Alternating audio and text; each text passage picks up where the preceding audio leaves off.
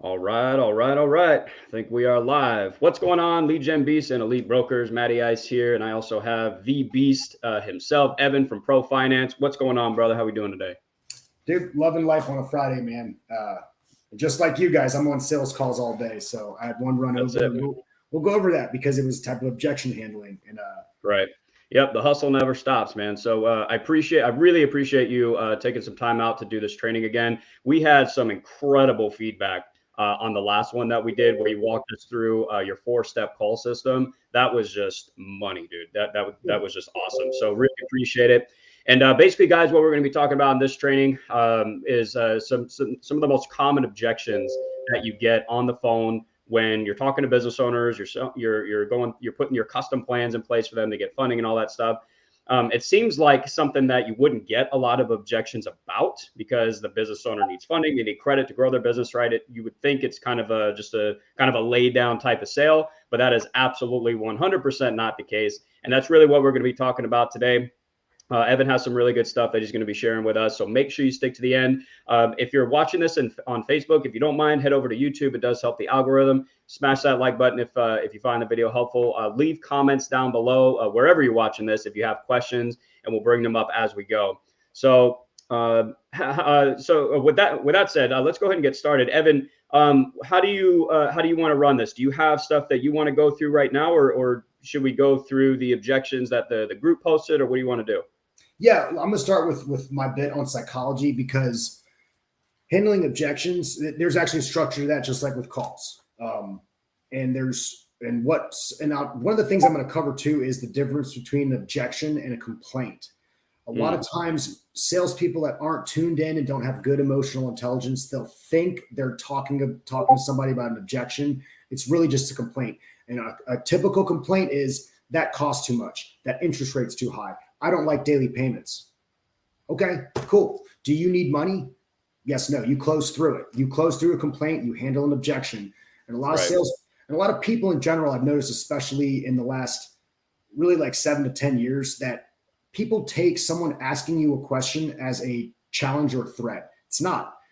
Just because somebody asks you a question, maybe you don't know the answer to it. If you feel threatened, handle that in yourself. Get the answer to it so you can confidently respond. There's no point in this guy's asking all these questions. Question asking is a buying signal. It's not a bad thing. I love questions. Ask more. That's why I was late. These people were asking a ton of questions, and I finally told them, I have a prior obligation. I'm going to send you guys the price for this program. It's a high ticket program. It's a $5,000 for a week training with a group, or if they want to do it one-on-one, it's $10,000. Like, that's a lot of money. They start asking a bunch of questions. Like, look, you guys had an hour with me, so you could have asked those questions up front. You want to know all this other stuff that had no bearing on it. You wanted the history of this market. Like, cool. So you guys used up, and I was respectful, but also professional, set a boundary. So with objection handling, the biggest one for everybody here to take away with as brokers is money is a commodity. They can get money anywhere. And you guys know, if you've done this for more than a day, just because you have an application from a merchant doesn't mean that they're not shopping it out to 100 other people. And if they tell you they're not shopping it, they're definitely shopping it. There's very few people that are not going to shop a loan application. They think it's like buying a car. Well, if I go to this dealership, I'll get a better rate. Well, what do we know about how credit and funding works? The more they shop out their paper, the more expensive their rate's going to be, and the more risky they look, they're getting more inquiries. So with handling objections, the first thing to remember is money is the commodity, you're not. So if you position yourself as the expert or as the prize, they're going to get money anywhere, but they're not going to get you anywhere. And you can use that. Like, look, you can shop me all the time, but I lead with my best offer, and you're also getting me and this value. And one of the lines I use with people is, you're going to pay me a lot of money, but I'm going to change your life. Right. I think that's huge, because people get really stuck on the product knowledge, which, we talked about that in the last training. That's really important. You want to know the different products in and out of each one. But at the end of the day, they're working with you, right? Like you said, they can get money anywhere. And like, people get stuck on, oh yeah, we can get you 0% financing. We can get you this amazing equipment financing and this product and that product or whatever.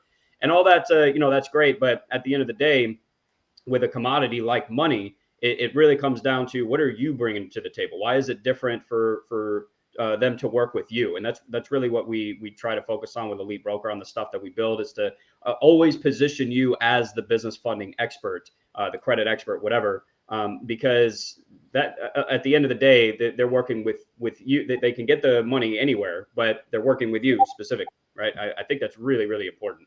Yeah, but that's done before you get on the call. So like, right. If you're new to it, especially, like, you got to psych yourself up, like go walk into the bathroom, like slap yourself in the face a few times. Like, I'm the best to work with. And you need to do that constantly and consistently until you believe it. If you know for a fact, and I'll use this as an example, I was talking to another younger broker where he was like, where do you guys send garbage files? And I was like, why are you sending garbage files? Oh man, it's a deal's a deal. That was his mindset. And I'm like, hey dude, let me guess, you make less than $12,000 a month. Well, why does that matter? I can just tell you don't make a lot of money because you don't value your time enough to chase down garbage files. Look, I'll tell you guys straight up with objections too. It takes more effort to close a $10,000 MCA than a $3 million SBA loan, straight up. Right. Why would you say that is? That's a really interesting point. What's the psychology, the difference in psychology between those two deals? Good question. The difference in psychology is an abundance versus a scarcity mindset. Right. So I've had multiple service businesses and I've sold products that are as cheap as, $19. I get chargebacks on my $19 product. And then I have other products that are $30,000. I've never gotten one complaint about the price of the $30,000 product. Those people pay the invoice immediately. They don't ask for a payment program, but I've sold $100 products. People are like, hey, can I break that up? Absolutely not. You can't break that up, because when you give somebody a payment option, they got an 80% chance of defaulting on you. And that's what we're also dealing with our MCA clients. So another tip here with objections, people that take MCAs are going to tend to be in a more negative emotional state. They're not, because we all have the merchant, like, dude, if this guy applied right now, I got you an approval, or you've had it before where it's like a 137, you're getting 12 points commission. He's got early payoffs in it. It's a great rate. And then he's like, oh, I'm going to hold off. Well, what happens? He holds off until his bank account's almost drained. He's got negative days going on. Dude, I need help. He's already applied 3 places elsewhere, but he went back to you because he had your number saved. Now I'll go over that, how to get him to come back. And then when you run him through again, he's getting half the amount funded and he's going to get a much higher rate because his risk profile changed. His credit changed on the business. So that's MCA people. So if you're really focusing your business only on MCA, you are setting yourself up for a roller coaster, because you're going to be at the whim of people who can't plan past 1 week. Right. We've seen that. That's interesting. And I think what would you say to, because obviously that's a big difference in the type of deals. And one of the things that I try to tell people is don't try to fit a square peg in a round hole. You don't want to do just MCAs or just equipment financing.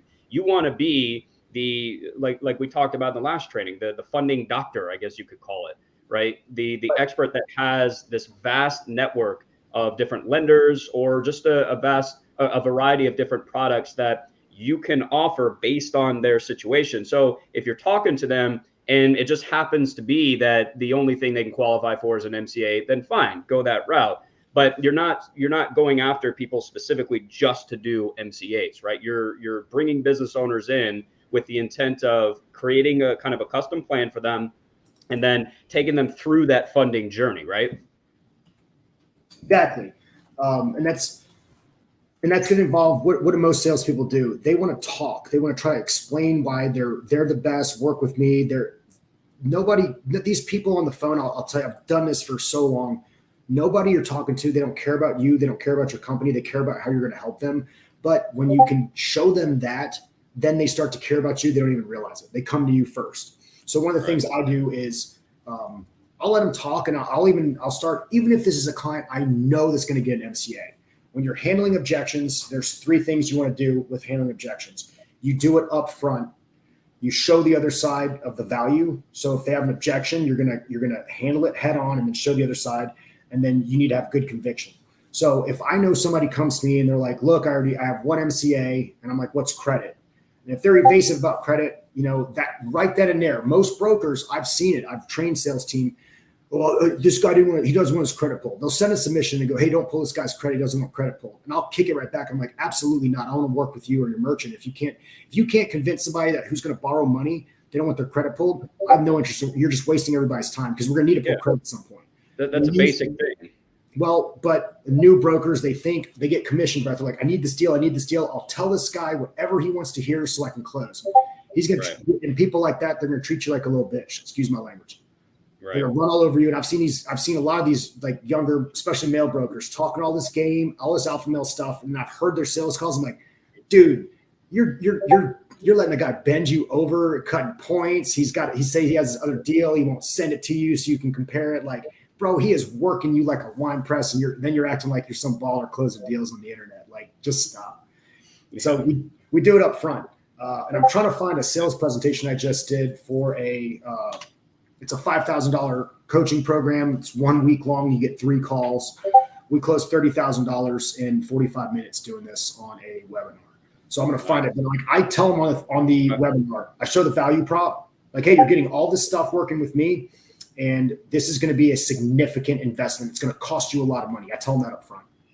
So what I don't do is like hide my prices, and they go, how much is it? Well, it depends on what you want. Right. And we can. It's like, hey man, you're going to pay a lot more money than you think you want to pay, but you're going to pay us a lot of money, and we're going to change your life. And if that doesn't make sense to you, let's roll. So one of the ones I saw from somebody in the group was they don't want a daily payment, or they don't like that interest rate.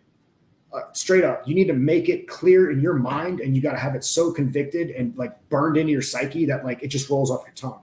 Matt told me, I don't want to pay that interest rate and I don't want a daily payment. I'm like, look, man, well, here's the deal. What other options do you have? Well, no, that's your job. Yeah, dude, I'm leading with my best offer. Have you considered the reason we're seeing daily payment in this rate is because your credit sucks. You have a previous default on deck from 2007. And what do they always say when they have a default? Oh, that was paid off. I have a settlement letter. Did you send it to me yet? You didn't. So as far as we know, that's still a default. Don't let these people bullshit you. People needing to borrow MCA money, they're going to lie because they're in a desperate place. Your job isn't to get mad at them. It's to love them where they're at and have emotional intelligence to ethically close the deal and get them in the right position. There's times where I talk them out of taking MCA. I'm like, look, bro, you told me your profit margins are 8%. You're taking 42% money. I don't think it's a good deal. Now, I know somebody on this call is going, but I'm a hustler. I got to do it. Dude, you got a shit pipeline if that's the way you view sales. Like, you can't build how many 5-star reviews you got? Probably 0. We got dozens of them. I don't even know how many at this point. I got clients that will review us 5 stars because we're ethical. Sometimes the best sale you can make is telling the client no. Because a lot of times with business owners, they're type A people. They think they're alpha males, especially the male business owners. The women business owners can be even worse because they think they have to be that way to operate in a man's world. So like it's a takeaway close. Like look, this isn't a good deal. We're not doing it. Make them beg you for it. Well, I don't want to do this. Like, look, man, if this is just too much for you, maybe you don't need money that bad. Like, because the other thing you need to do with especially an MCA objection is get their return on investment. If they're going to get a $25,000 MCA, how much more are they going to make with it and in what interval? And if they can't answer that, you need to be comfortable telling them like, well, look, Mr. Merchant, with all due respect, you want to borrow potentially risky hard money as a cash advance or whatever program, and you don't know how much you're going to make with it. I don't think you should be borrowing money. Right. Then they're not going to get mad at you. They're going to go, oh, okay. You're bringing them down to reality so you can talk to them as an equal. Right. And that takeaway is just unbelievably powerful. It's like if you've never done it before, it can be really uncomfortable getting used to that. But bro, it's almost like sales magic. It's incredible if you show that you are willing to walk away from not even just walk away from the deal, but tell them that this is not a good deal for you. If that happens to be the case, dude, nobody's doing that. Everybody's trying to close the deal, right? So if you tell them the bottom 80% of salespeople, they think they're like, oh, deal's a deal, bro. They're going to stack. Somebody's going to stack them. Might as well be me. Every time I hear someone say that, I'm like, I know you don't make any damn money, bro. I know you don't. Because nobody wants to refer business to a guy like that as a mercenary. And then the other thing that you were mentioning too, so aside from handling the objection, like I don't want to make the daily I don't want daily payments or whatever, right? So you were saying things like what other options do you have and things like that, and but also I think too you mentioned that maybe it was in the last training that you remind them, okay, you have daily payments. One, why are we getting the money? It's because you're going to make XYZ amount, right? And then also reminding them that this is a journey as well. So we start with this, And, 2-3 months down the road, as you're working on your credits and, this and that, you're starting to make more money. Now we can revisit this and see if we can consolidate this into something cheaper. Right. So I think it's important too, to remind them about the journey that you're taking them on. Yeah, exactly. Painting that picture for the future is important. So anytime we get somebody at MCA, we tell them this, like, I'll tell them straight up, like, look, this type of financing is not something that you're going to be able to sustainably grow your company long-term with. And they go, yeah, right. I know, I just need the money now. Okay. So that is awesome. You guys should write that one down. Yeah. Like you tell, like neg your own product. And like, you want to be, honestly, guys, like I'm somebody I've owned multiple businesses, and it took me about 6 months as being a business loan broker when I first started, before I was even comfortable selling MCAs. Cause my first thought is somebody with a degree in econometrics, economic statistical analysis, somebody who's been an underwriter and worked at banks. I'm like, why the hell would anybody take money at these rates for this term? Like, I just didn't get it. It took me a while to like, oh, and for some merchants, they're kind of stupid. That's the only money they're ever going to qualify for. So we need to be an advocate for them that, like, okay, man, look, right, we're doing this now, but this is only a temporary measure. So once we get this funded, you're going to pay for credit repair out of it. I don't want, like, you need it. So we get credit fixed. We can work on 0%. And then we need a minimum of 620 credit to get some business lines of credit. And if we want to look at our on-decks, we're looking at 700 credit and higher. If we want to get a bank line of credit, we're looking at 700 credit and higher. We need to get that up. If they bring up, I don't want to do a personal guarantee, because you'll hear that a lot with 0% with credit card stacking. You're like, well, I don't want anything on my personal credit. Did you know every freaking MCA you sign, you personally guarantee it? So don't believe me. Go read the contracts. They are offering personal guarantees on every single MCA they sign. So with an MCA, it's always temporary funding, but when you position it like that, we have a lady that comes back she does a 6-month program. Every 4.5 months, she does a renewal. Why? She used to be a CPA and her books are terrible. She's doing them herself and they suck. She doesn't want to pay for bookkeeping. Cool. So every 4.5 months, she gets a renewal. I mean, that's been a chronic MCA client for years. She's cool with it. We don't max out commissions on it at this point either, because what we'll do for continuity is, for the first few ones, we'll max out points for your first one. And for your first deal with clients, max out your points. Don't cut them to make a deal unless you need to. And then each subsequent one, I'll cut it down a little bit. We have a price floor we go to because we do need to make margin, but that's right. Makes sense. Yeah. I don't structure your business around that, because also when you're doing just MCAs, you're usually getting leads that are being called by everybody that's doing MCAs, because you're looking at like UCCs or aged ones. There's ways to get better ones, but they're getting hit up by everybody. So they think they're the hot chick in the room proverbially. And then like, you're just some dude coming up asking for a dance. Like, you got to position yourself above that. It seems like a lot of these, so I'm just going to bring a couple of these up here really quick. The rate is too high. I'd never pay that much. I'd be losing money. Can't do daily payments. Only want something monthly. Don't want credit repair. Like, so some of these are like kind of specific to, higher risk and, MCAs and stuff like that. But it seems like the mindset around handling objections for me is even more important than like, what do I specifically say here? And a lot of these can really be answered by just reminding them that this is temporary. This is a temporary loan. Like you said earlier, Evan, you're not going to be able to sustain grow your business and sustain this with this type of loan. However, this is just what we're getting started with. And as we progress in the next couple of months, we're going to get you that term loan or that SBA loan or whatever it is that they originally wanted. And I correct me if I'm wrong. I mean, this is just kind of what I'm getting from it. But if you hold that mindset in that this is temporary, you can really handle just about any objection that comes up at that point. Reminding them that this is where we're going, and this is all just temporary. This particular type of loan. Yeah, that's true. I mean, MCA is always temporary. Going into it, like knowing what are the exit strategies. Like, so we have MCA. What's the next level up? I guess I can't see comments or it's like line of credit or something like that. MCA. Let's go with line of credit, and above that, we're going to have bank term loan products. I'm backwards, so I'm trying to do it. So bank term loan products. What's after that? Well, we're going to do ABLs. And then what's after that? We're going to do SBA. What's after that? Then we're going to do, so you have a gradient of programs to graduate them up. What do we know? The higher we go on that gradient, the longer it's going to take to underwrite and fund, the better our financials need to be and the better personal and business credit need to be. So when you get those merchants who are like, I don't pay anything over 5%, one, it's bullshit. Two, they probably, if they have bad credit, like that's all they rate for. And another way you can handle the daily payment one. So we used to do MCAs in my company. I stopped issuing them because I don't like dealing with it. Mm-hmm. So daily payments. When you're pricing MCAs out for a buy rate, that's what you guys as brokers get. You get the buy rate, and then we allow you to add points. You get a sell rate. You have to add a factor rate of 0.2 or 0.02 for a weekly payment. So I'm increasing the cost of capital by 2% by adding to a weekly. So one of the ways I go is, daily payments are actually less expensive than weekly. And that's true and universally in MCA pricing. The other thing you can do anytime somebody asks a question like, or an objection, I don't want to do daily payments. What do you think the easiest way to combat that is? Why? Why not? Let them explain it to you. Well, I just don't want to pay every day. Like, why's that? Just because of this. And you go, well, if you're making a certain amount per month, you're just going to have to be a little proactive with how you budget. We're going to need to be a little more disciplined with how cash flow enters the company. And we're just going to have to make sure that money's set aside.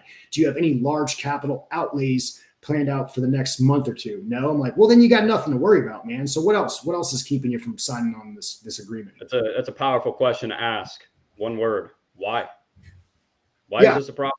And it's not a challenge. And that's actually an old technique from Tom.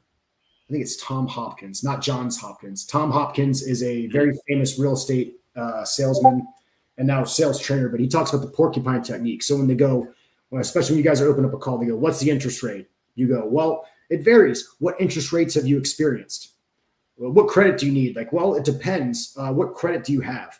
So always, every question they ask you doesn't require you to answer them. So in an interrogation, who's in charge in an interrogation? The person answering questions or the person asking? It's always asking. The person asking questions holds the power. So the person yelling and screaming and I don't want this, I don't want that, that's not the person in charge. And like you guys know, if you've ever been in leadership positions, I was in the military. If you have to yell or say that I'm in charge, you've lost all control. So it's who's in charge? You're asking questions. Well, you want something monthly. Okay, cool. Where's your credit at? Well, it shouldn't matter. I can get it monthly. I'm like, well, we can maybe do a loan me. You want to pay 300% interest? No. Okay, cool. Well, that's our monthly payment option. But I've even sold, I remember one of the first MCAs that I learned how to sell, I sold a daily payment over a monthly. Because she goes, it's going to be every day. And I'm like, oh yeah, it's every day. And the best part is it's completely automated. You don't have to sign anything. There's no like payment book. You don't have to log into a website. So it's just every single day, Monday through Friday, no nights, no weekends, no holidays. And it's going to automatically come out. You don't need to worry about it at all. It's just automatically coming out of the account. And she goes, man, that sounds great. Sent the contract out and she signed it. Right. So, it's all on how you position that. Yeah. And so if they're, and really what an objection is they just don't, maybe they're saying, I don't want daily payments. Why? Because they're not used to making daily payments. That's one of the biggest things. Like, so you want to get them accustomed to it. Everybody here is either, if you're a man, you've dated a woman ostensibly, or if you have kids, or if you've worked with animals, sometimes to get like a large stubborn animal to do something, you can't force them. You have to like, hey, come here. So you want to bring them into the idea of it slowly. So here's, I think something that needs to be brought up too, is the difference between a complaint and an objection. So I'll use an example of like the 5% of price for something. People go, that's too expensive. Is that a complaint or an objection? Wait, say that again. That's too expensive. That's too expensive. Yeah, it's a complaint. It is. So what about I can't afford that? Complaint. Well, I can't afford it. Could be a complaint. It's usually an objection. So can't afford it is budget. Well, yeah. What's the big difference there? So that's too expensive. Like based on like compared to what? So I can't afford it compared to what? Well, it's $10,000. I got $4,000 in my bank account. Well, shit, that is outside. You can't afford it. Right. It's outside. And they didn't say it's too like. So people will tell you whether it's a complaint or objection. I don't like a daily payment. Yeah, man, I can see how you don't like that, but have you considered that it's automated? You don't need to think about it. There's no coupon book. And if something goes wrong, we could always call the funding company and ask them to pause payments. But we want to make sure we do that before we go negative. And then it's not going to negatively impact you in most cases. So Right. anything else you got? No. I'm like, all right, cool. We'll send out the agreement afterwards. Hey, real quick, Evan. I just noticed that your screen is frozen. I'm going to remove you from the stream really quick and try and re-add you and see if that fixes it. Hold on. Okay. Okay. Yeah. All right. We're good. All right. Sorry about that. Yeah. That's are you there? Can you hear me? Yeah. Am I frozen still? Yeah, it's still frozen for some reason. Okay, there we go. All right. Yeah, it just keeps freezing. I mean, it's fine as long as we can still hear you. It's okay, I guess. But yeah, we'll see if it picks back up. All right, go ahead. Sorry about that. What was the last thing? Oh, objection and complaint. Yeah, so objection and a complaint. So the other part of any kind of handling an objection, you want to handle it head on. It's like, I don't want a daily payment. Okay. And you could say, why don't you want a daily payment? Let them tell you, right. And then you're gonna connect that with value. Part of this is one you'll hear. I used to hear this a lot when digital marketing became like this huge thing for a while. When it used, if you young kids remember on Facebook 7 years ago, there was actually an algorithm, and the algorithm was freaking awesome. So if you were going to run ads, I could micro target. I could pick out like 8-digit zip codes, and I could do, people over the age of 37 that are female who like Lululemon, eat it. I could micro target everything. Well, now it's like, no, you just need to spend more money. But back then when we could do that, like we could micro target anything. Marketing was so much easier. And you would hear a lot because it was like a bear market, a bull market as an investor. Anything you do makes money. So you would typically hear a lot of people that became successful as digital marketers back then. Like now you got to know your stuff, but back then you could sit at it. And they would, what's the number one thing you would hear them say? Lead with value, add value. And they would never tell you how. So literally adding value would be, hey, I don't think this is like, I know you need the money, but like you need to sell me and convince me that getting you an MCA is the right thing. That concern pre-objection handling is going to be very important because that's a value add. You're protecting him against downside loss. Like, well, look, here's some of the things we need to worry about here. Are you certain that you can use this to make extra money? Yes. How much exactly? $10,000. Over how long? Make them tell you exact dollar amounts. So if they go, I need a $50,000 MCA, and you're going to get more objections with MCAs than anything else just because of the nature of the product. Sure. I want to break down every single penny in that $50,000 where it's going to go. Well, I need $10,000 for payroll. Like, well, we don't want to say that to an underwriter. If you tell an underwriter you're using it for existing payroll, they're probably going to kill your deal. It's high risk. So instead, and then you go through them with this, like, look, here's one of the things we're going to tell them when we do our underwriting call is I'm using it to hire new salespeople to bring in new business. Okay, that sounds good. And so we're handling objections and coaching them before going to underwriting. Now, don't always do that. If you know your merchant's a shitbag and they're going to default, they're going to claw back that commission, baby. So you ain't going to even make it. You just working for free. Right.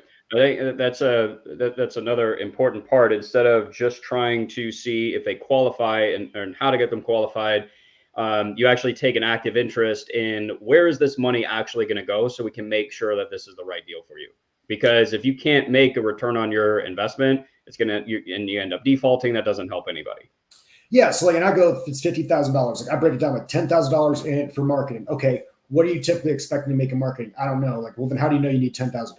Oh, like, look, man, maybe, and then you can say this, you got to say it professionally and not with being insulting. Like, well, look, with all due respect, when we do have these calls, I expect you as a professional to be prepared with these type of answers because I'm going to go soft on you. The underwriter is going to be harder. And if you want to get good rates and terms, you need to be prepared for this stuff. Like you're running a company, you're the CEO. You need to come to me with good answers, not, I don't know. Right. Man, that's huge. That's awesome. I hope you guys are taking notes. That's a beast. I have notes here, but like, this is the stuff that it took me a while to learn. Cause like our normal inclination for most of us, especially if we're born in America, we're born in a Western country, we believe in go along to get along. We're actually people pleasers. Everybody talks big on the internet. Everybody's 10-foot tall, bulletproof, and a millionaire on Twitter. But in real life, 90% of the population makes under $100,000 a year, like straight up. Right. So like, we just know that we're dealing with real human beings at that point. Like, be a real human being. Like, if you real recognizes real, and if you come across as being real, I have people that I haven't talked to in years that still call back. They're like, hey man, how's it going? And one of the things I tell them on my first call is, look, My name's Evan. Save my number with a $sign next to it because I'm your money man. I'm the one that's going to get that's good. Yeah. I like that. And that way there you go, guys. Yeah, dude, that's awesome. Next time you guys are on the phone with your prospects, save my number in your phone and add a $sign next to it.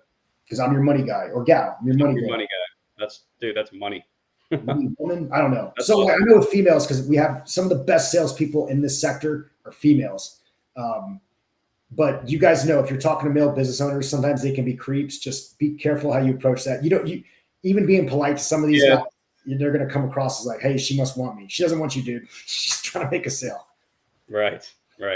Yeah, no, that's a good point. That is worth mentioning. What about this one right here? I'm curious about this one. 0%. So this goes back to like the selling the ULOC program. Do you ever run into this? And if so, how do you handle this? Like they say 0%, is that real? How do you make money? Are you legit? Yeah.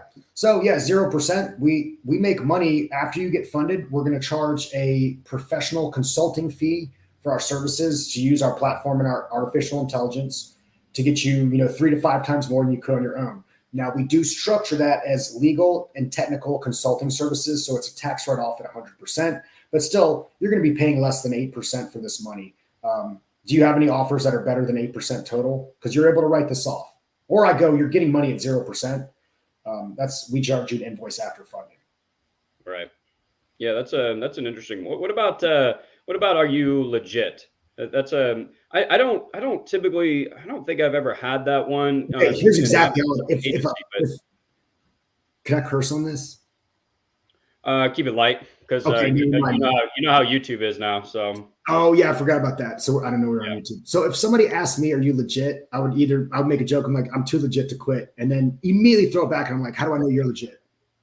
And then just go quiet. Make them qualify. Are you legit? Yeah, I'm too legit to quit. How do I know you're legit? Right. Are you legit? Like mess with them. Throw it back at them. Have fun with these people, because especially if you're just doing phone sales, like. I know this for a fact. Back in the days where I used to cold call, you don't want to do that. I don't do that nowadays. That's actually a huge waste of your time. And I know somebody's going to disagree with me. I'll do balance sheet and profit and loss against balance sheet and profit and loss and prove you wrong. But you get people that are like, F you, hang up the phone. You can call that person back in a few hours. They're not going to remember who you are. I'm telling you. So you can call the same number every single day. And there's sometimes I'm like, I know I'm going to mess with this guy. Have fun with it. And when I go in, because that's such a ridiculous question. I mean, I guess depending on how it's asked, because there's a lot of shady crap out there, right? But it just seems like a kind of a bizarre question to just randomly ask when you're on the phone. And actually, I think maybe if you're getting that question, it might be something in your tonality or the way you're presenting that is actually causing them to do that, because you really shouldn't be getting that very often. There's something that you're saying or the way you're saying it that is throwing people off, that's causing them to ask that question. What do you think about that, Evan? I agree 100%. So like nobody, like if you guys have ever heard like Jocko Willink's podcast, you hear him talk, or you hear what's the other guy, David Goggins. If you ever just hear a recording of those guys talk, has anybody ever gone, oh, that guy, I don't know if that guy's legit. You're like, damn, those dudes are hardcore. You don't even have to see how badass they are. You can just hear it.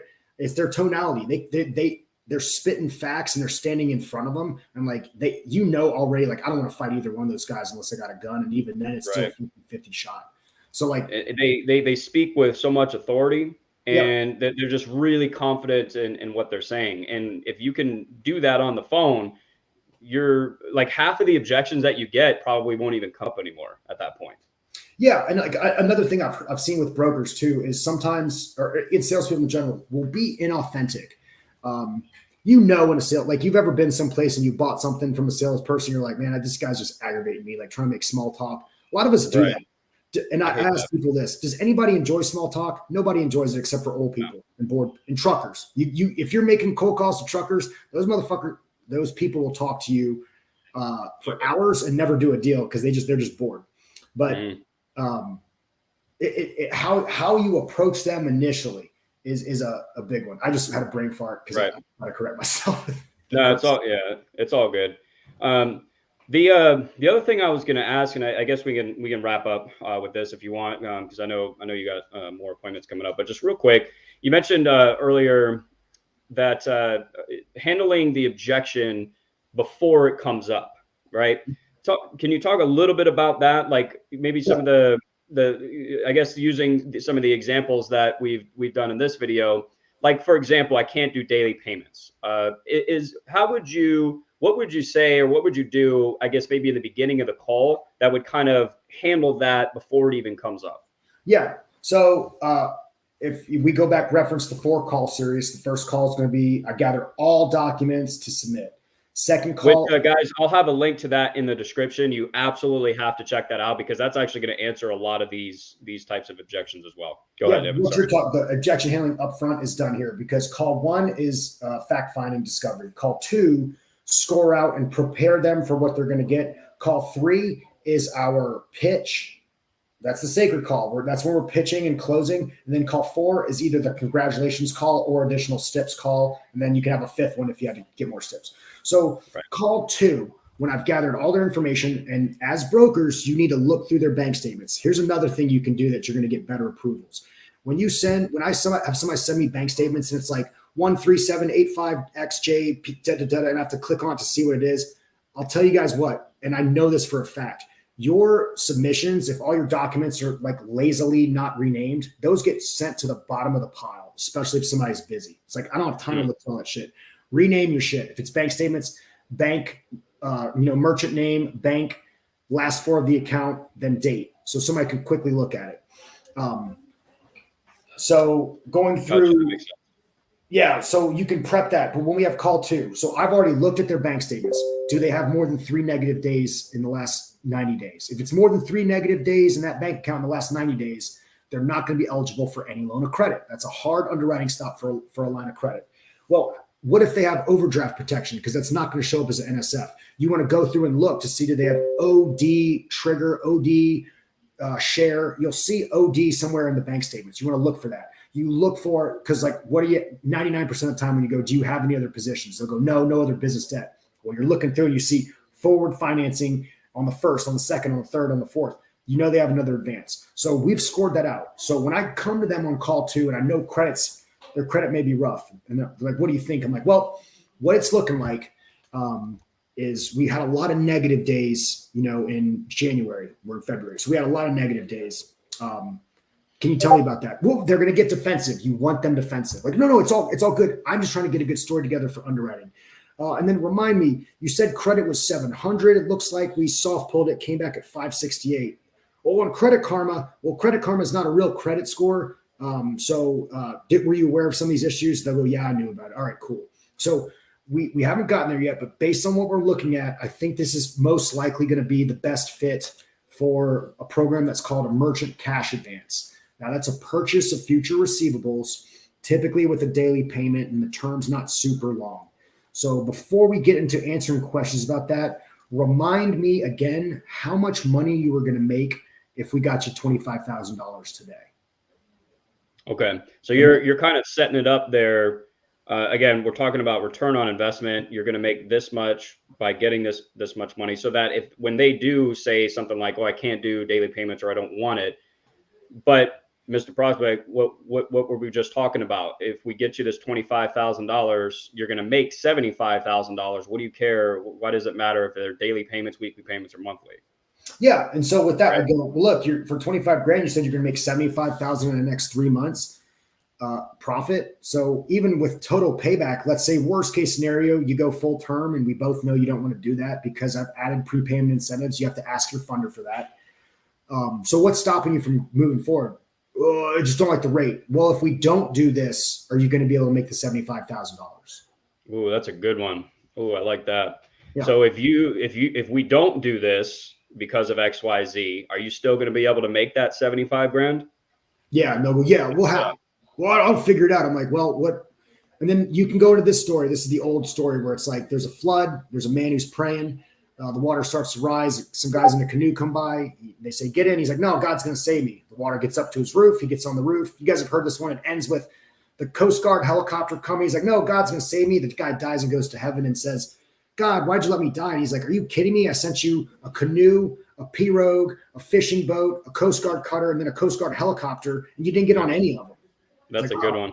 So I love that story. So like, we got a solution right here, man. It's not a perfect solution, but it's the best damn solution we got. Do you disagree? Got it. Do you disagree is another powerful one. So Yeah, I like that. because why? If I tell you something, hey Matt, your hair looks great. Do you disagree? What are you going to say? No. No. Right. So you're It makes saying sense. no. They're saying no, where they're thinking psychologically, oh, I'm in charge because I said no, but they're saying no to the opposite of what you're proposing. Right. That's a little Man. more advanced. That might, if that confuses some Yeah. people, slow down, think about it. Like getting somebody to say no is more important than getting them to say yes. Because when people like if I open a call and I haven't, it's a cold call, one of the number one ways to get through it is to go, hey, Matt, this is Evan with Pro Finance. Did I catch you at a bad time? No. So I've already gotten one objection out of the way. Call me back later. Well, why? You told me this. You said this wasn't a bad time. Like, what happened there? Oh, I guess it is. So you get no out of the way first. They feel like they're in control. Right. Do you disagree? That's a good one, guys. Write that down. So, man, that's good stuff. So we're at about 40 minutes here. Do they have other questions? I mean, I'm good. If they have other questions, like I want to handle the objections. But yeah, let me check the comment. Any other objections or anything that you guys are getting on the phone that you want to cover, that you want Evan to break down for you really quick? We talked about the rate, did daily payments, legit. This was another one. I don't know if we discussed this. I have low credit. No, I don't want credit repair. Okay. So talk about that one really quick. I honestly would handle that this way. If someone's like, I have bad credit, like, okay, actually this guy, I'm not going to say his full name, but his first name's Joseph. Every 4 months, Joseph calls me. Every 4 months, Joseph is still unemployed, working on applying for disability, still sub 500 credit. Well, Joseph wants to borrow $150,000 to start a trucking company. He doesn't have a driver's license. He hasn't been employed for 2 years, but every 4 months, this son of a gun somehow has my calendar link and he'll schedule. Every single time it's like, Joseph, we've done this dance before, my friend. Are you willing to fix credit? No, I just want money. Because he talks like that. I'm like, well, dude, until we get credit up, nobody's going to lend you money. And he goes, thanks, have a great day. Every 4 months. So that's a guy. I take his call at this point just because it's funny. And I'm like, Joseph, what's going on, man? But if I have a merchant, I have bad credit, I don't want any credit repair. I go, okay, well, even if we never work together and it sounds like you're not a good fit to work with my firm because we actually are picky about who we work with, with credit being lower in the current lending environment, you're not going to be able to get good rates and terms on anything without good credit. That's just a fact of the economy nowadays. So if you don't want to get it, cool, just know you're not going to get a good loan. Yeah, I think, this type of, objection, complaint, whatever you would call it in this case, it really comes down to valuing your time and who you actually work with. Because if they're not even willing to fix their credit, they want all this money, but they're not willing to do what it takes, simply working on their credit for the next 2 to 3 months, and that's really all it takes, then is this someone that you really want to be working with anyways? That would be like the first question I ask myself before I even respond, right? Is this someone that I actually want to work with? Because if they're not going to do what it takes, then they're wasting your time. Well, and that's at this point in my career, like as you progress through stuff, the better you get at something, what you say no to is more important than what you say yes to. If I said yes to every single thing I get asked to do, my calendar already, you guys can't see it, I am booked from like 7:30 in the morning until like 8 at night. If somebody goes, hey, you want to do this? Like, this would be great exposure for you. I'm like, no, man, I don't have time on my calendar for free stuff right now. Like I have people that are paying me like me. I actually had someone message me yesterday. He's like, can I schedule a free 15-minute call for you to help me? Never heard of the guy. That's the first message he sent me. He's like, I guess he opted into one of my pages or something like that. But he sends me a message on my chat bot. Can I have can I have a free 15-minute call with you for you to help me? I'm like, dude, really? I don't have. I'll show you for this. I'll show you the other end of that too, because like a lot of times people new to business, they want mentorship. Well, most people you want to get mentorship from are already successful, and they're successful because they're ruthless with their schedule and time. Like I am ruthless. So like today, my work day ends at 3:30 p.m. Central, 4:30 Eastern. I don't even like to work Fridays. I'll tell you guys straight up. So I come in here because I have a course I'm teaching, and then I'm done at 3:30. If anybody, that's the only time I can meet. Hey man, I'm not available at that time. So on Monday at 10:30 a.m. we can meet, but otherwise maybe we're not a good fit, and I'll leave it alone. And you know what? 99% of the time they come back like, all right, I can do Monday at the time. Awesome. The other thing too is if you want mentorship from somebody you don't want to pay or you want a free call. I've done this so many times in my career. I'll find who I want to work with. I'll direct email schedule and I'll go, hey, look, man, I don't want to waste your time. I'd like to buy an hour of your time. Let me know how much that is. And then let's get together working. I've done that probably 15 times in my life. Not one of those people has charged me. Not one. Right. Because I've had them go, man, just the fact that you asked to buy my time is why I took your call. It's the only reason. Sure. Okay, cool. Yeah. That's huge because that's a respect thing as well. You know that you're respecting their time.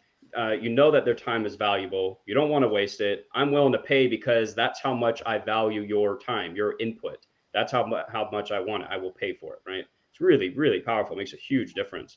Because otherwise, it just seems like you're just trying to suck value out of somebody. It's not good. That's what it is too. And I'll tell you, that's the broke mindset. Like broke has nothing to do with. I've heard people say, "Oh, you're a classist." I grew up in a group home and I didn't buy a new car till I was 35. Like I grew up very, very poor for most of my life. It's been a blessing in business because I know I can run lean. But broke has nothing to do with how much is in your account. Broke has everything to do with how your mindset. I met people that are millionaires that have a broke mindset. Oh, I can't afford it. I don't want to pay for that. I don't want to pay for that. Okay, cool. Can I get a discount? People ask me that. I'm like, there's only two ways I can give a discount. One, I can take money out of my pocket, or two, I can cut quality for my service, which I'm not willing to do. So which one of those seems good for you? Oh, either one. Well, I'm not working with you, man. I don't do discounts. Right. Yeah. Value your time, your services, and be willing to walk away, guys. That's probably so. If like you'll naturally come up with what to say if you just have that mindset in place. It's crazy. Like honestly, if somebody goes, "I have low credit. I don't want to do credit repair." Look, man, like you can just go, well, "How do you think this works?" What do you mean? Like, well, you tell me how you think borrowing money works. And they'll say something stupid because they made a stupid statement. You're like, "Look, dude, that's not real. Nobody's just going to give you money. Like you have bad credit. Credit is literally a math equation. No, people don't understand this about credit scores. There's 104 different ways to calculate credit scores. It's just a math equation that shows the likelihood you are not going to make payments within 90 days of taking any kind of loan or any kind of financing. That's all it is. Right. And it's pretty freaking accurate. So people get mad. They think it's exclusionary. No. All it does is predict spending and spending, lending, and saving behaviors. That's all it does. It's an algorithm. It's just like I posted this on Facebook where TikTok has a pure algorithm. So like the youth pastor goes like, guys, be careful with TikTok. It's all chicks in bikinis. And then it's like, dude, it's an algorithm. That's what you're looking at. So like my Twitter is investors, crypto people, memes, and bunny rabbits. Because my daughters like to sit with me. I don't see any, like people say there's like all this political toxicity. There's this cancel culture. I don't even see any of it because my entire algorithm is all like investing stuff, digital currencies, funny memes, and then rabbits, because I think bunny rabbits are cool. My daughters do too. Like that's my algorithm. That's what it shows me. Sure. So you get more of what you focus on is the real thing. So if you're getting a lot of these clients that are like, I don't want to do this. When they get on a call, they start dictating terms. Well, I don't want to pay more than this percent. I was like, well, man, honestly, who do you know doing that? You can make a joke out of it. Like I've had people go, I don't want to pay more than 1%. I'm like, well, who do you know lending money at 1% right now? Well, that's your job. I'm like, well, look, bud, I'll tell you what, if you find somebody lending money at 1%, let's go into business together. We'll charge 10%. We'll make a 9-point spread on it and we'll both be billionaires. How about that? And they'll usually laugh. I'm like, yeah, it's not real. Nobody's lending money at 1%. So like, what's realistic? What can you do? Right. Yeah, that's crazy. Interesting, man. Well, good stuff, bro. All right. I'm not, I don't see any other comments coming in. Let me check the group really quick. Okay. And then we'll just wrap this up. Yeah, I don't see anything, so I think we're good. Anything that you wanna wrap up with? Any final tips at all? Yeah, I'll just summarize it. So like, money's a commodity. You are not. And if in your heart, when I say that, you go, oh, I don't know what to do, you're thinking with the wrong part of your head. The question you go is, how do I make myself so valuable that I become the commodity? So that's the mindset's the most important part. So like when we interview people to work for us, they come in, some of these people come in with their college, what is it? I went to college. I'm not knocking college, but the resume, like the resume looks great. I'm like, I know everything on here's a lie. So I want to see how you work. Because nobody, Sure. like, if you work for your dad's company, you make copies, like instrumental in data acquisition and data, database maintenance for a Fortune, 1,000 company. Like you did copies and coffee at your dad's office. So you make yourself a commodity, and instead of going, I guess I'm just not fit for it. No, how do I make myself valuable? It's different for everybody. Like you'll know, like, oh, okay, this is one thing I'm good at. I'm passionate. I'm really good at connecting with people. That's valuable. Good at connecting with people, making them feel at ease on a call. You don't need to know all the technicals. So, Matt was saying earlier, know everything inside and out on the product. And I see that a lot from newer brokers where they'll start asking all these very in-depth questions. And you saw in the group, I asked one guy who goes, I said, are you getting these questions from a client or is this for personal education? Personal education. Okay, cool. I'll go back and answer them. But 9 times out of 10, your clients, they don't care about that much. Like, have you ever updated your iPhone and then clicked, I accept terms and conditions? It's 97 pages long. You don't read any of it. Mm-hmm. You don't care how any of it works. You're like, I just want to get back to playing Candy Crush on my phone or getting back on the top. So remember that you're the commodity. How can you make yourself valuable? Good objection handling is done up front. So if you can be proactive with your objections before they get to it, like, hey, look, here's some of the options. If we know, like, if revenues are under this or business time is under this, and our credits here, we're most likely going to see this. So rates are higher on advances. Rates are lower on SBAs, but we may not qualify for an SBA, but with an advance, here's another thing I throw in. Always remember, with an advance, all fees and interest are considered a tax write-off. So we just need to make sure your accountant knows that when you do taxes. So you're technically getting the money for 0%. That's a little dirty. It's true, but they have to wait for the next tax year. Right. No, that's an important point, though. I mean, because that can make that can make a pretty big difference on it. So yeah, and then taxes. Show the other side of the value. So if they have an objection, price is too high, the other side of the value is, okay, yeah, this is expensive money, but you told me that by taking this, you're going to make 300% or 150% on it. Is that still true? Yeah. I'm like, okay. So even if we take this into account, it's a little expensive, but that's the best thing we qualify for. What happens if we don't take this money? Are we going to be able to make this much? No. All right. So do you disagree that it's just like, is it a crazy idea for us to take this money? No, it's not crazy. Is it a crazy idea, or do you disagree or good? Is it a crazy idea? No, it's not crazy. Cool. Well, let's do it then.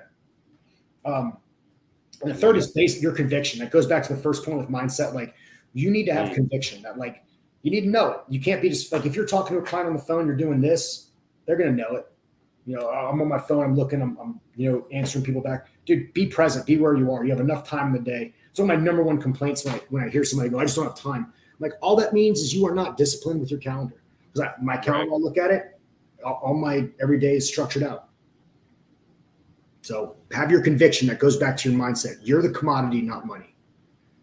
That's awesome, man.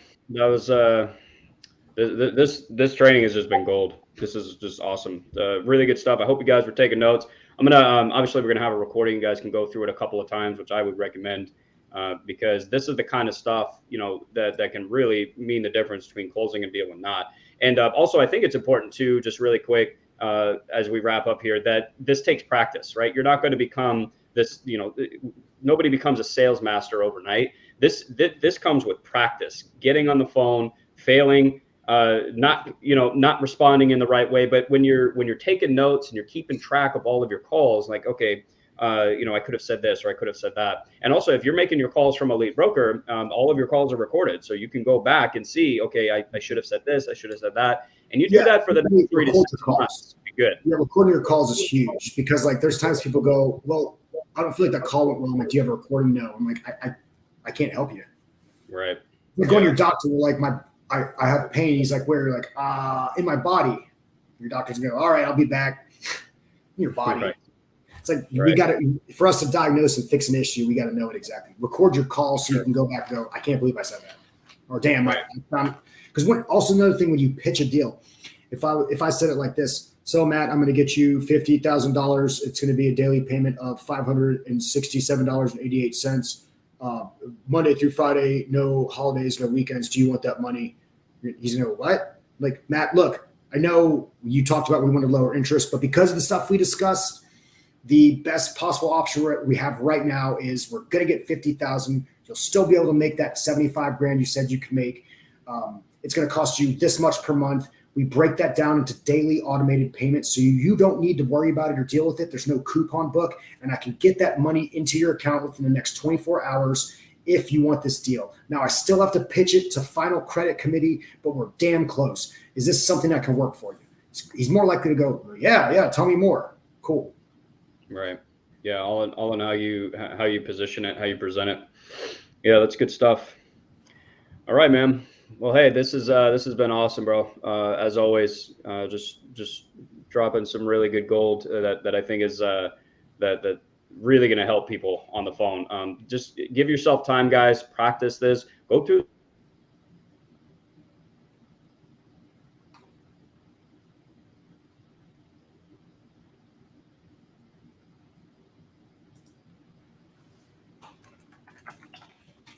I'm not sure what just happened there. I think my internet went out. That was fun. Good time for that. Anyways, what I was saying, just give yourself time, guys. Practice this. The more you practice this, the better you're going to get. So anyways, Evan, really appreciate your time, bro. Are you still there? Yeah. Am I frozen? All right, cool.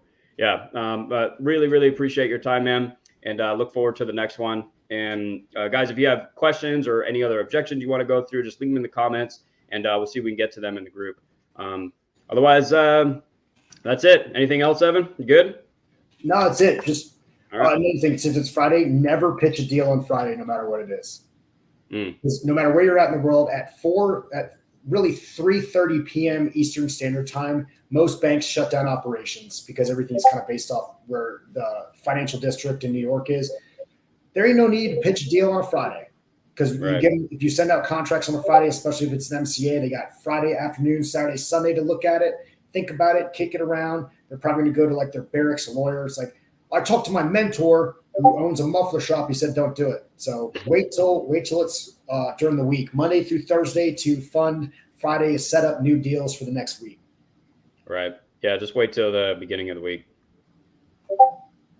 Cool. Awesome, man. Well, really appreciate it. Enjoy the rest of your day. Look forward to the next one, and we'll talk to you guys later. Peace out.